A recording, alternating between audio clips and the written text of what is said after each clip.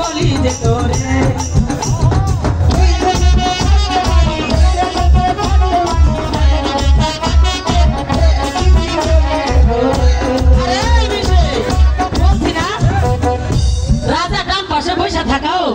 অনেক শান্তি কি লেখা জানিস তুই তো আমার এক কেজি চাল ছাড়া আর দুইটা বেগুন ছাড়া আমার কিছুই দেশ না